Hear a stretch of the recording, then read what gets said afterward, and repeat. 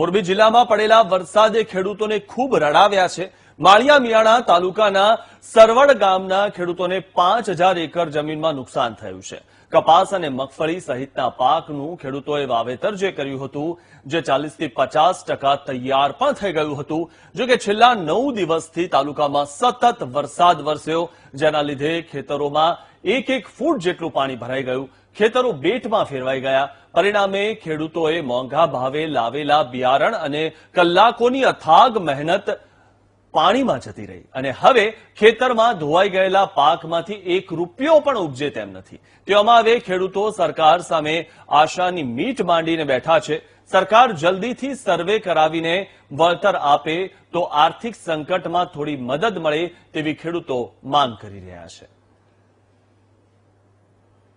Total જમીનમાં અત્યારે મોટા ભાગે કપાસ, અમુક અંશે તુવેર અને મગફળીના પાકોનું વાવેતર થયેલું છે, પરંતુ આ છેલ્લા 1 અઠવાડિયાથી જે વરસાદે આ તારાજી સર્જી છે, જે આપ જોઈ શકો છો, અને એમાંથી ખેડૂતોને કાંઈ લઈ લેવાનું નથી। હવે સદંતર પાક નિષ્ફળ ગયો છે અને એક વીઘે લગભગ 4-5 હજાર રૂપિયાનો ખર્ચો ચડાવીને તૈયાર પાકને હાવ નિષ્ફળ કરી દીધો છે આ વરસાદે। ગામમાં આજથી 5-6 દિવસ ત્યાં પાણી ભરેલું છે અને 1.5 ફૂટ પાણી ભરેલું છે। કપાનું આશરે વાવેતર 5000 એકરનું વાવેતર છે। અત્યારે તમામ કપા નિષ્ફળ ગયો છે।